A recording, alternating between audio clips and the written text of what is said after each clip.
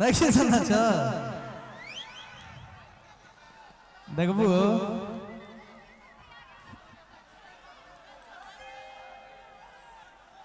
एगो गीत और हमरा तरफ से रही आवलो मुस्कान जी इधर आइए।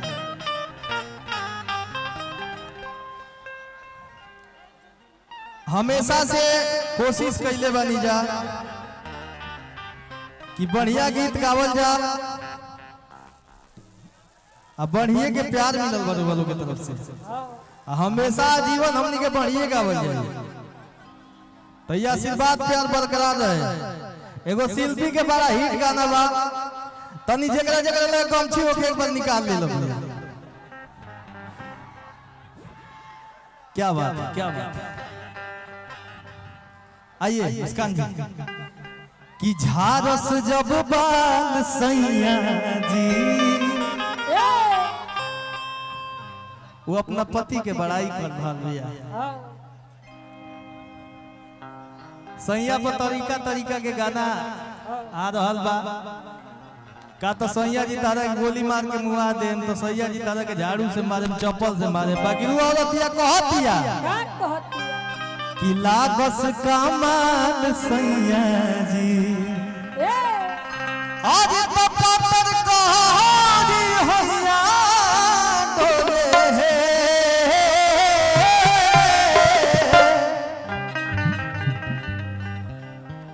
उठा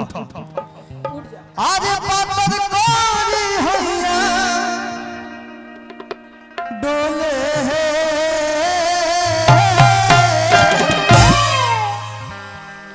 नदिया के बीच एक बार गमछा उड़ा दे आज एक गमछा ना हुई अपना मोबाइल के फ्लैश बैक जरा दी एक बार फ्लैश लाइट जरा दी एक बार तबे बुझाई कि कितना प्यार करते हैं लोग हेनियो से फ्लैश लाइट जरा दी भैया गमछा नहीं कहता इतने मोबाइल बड़ी सन लोग के लगे अभी धीरे धीरे जरूरत है सब क्या बात है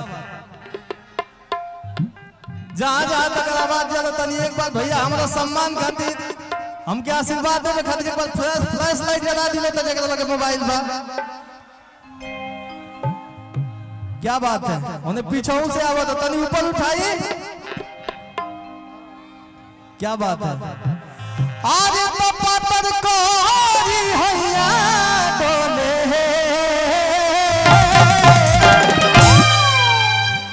नदिया के बीच जैसे नैया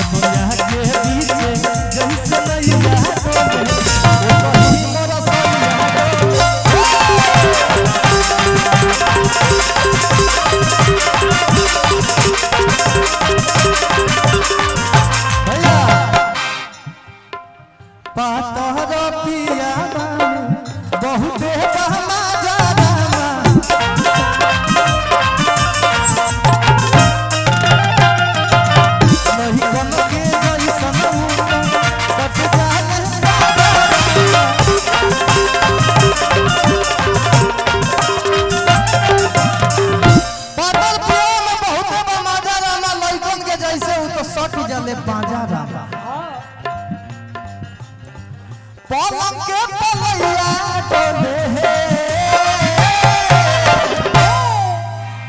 अरे पलंग के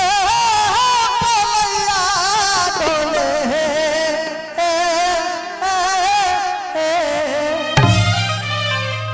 तो नदिया के बीच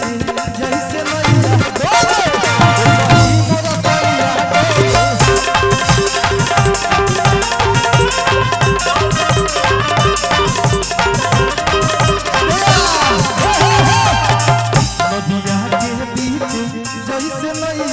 डोले सही मोरा सैया डोले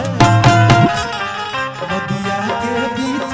जैसे नैया डोले वो सही मोरा सैया डोले नदिया के बीच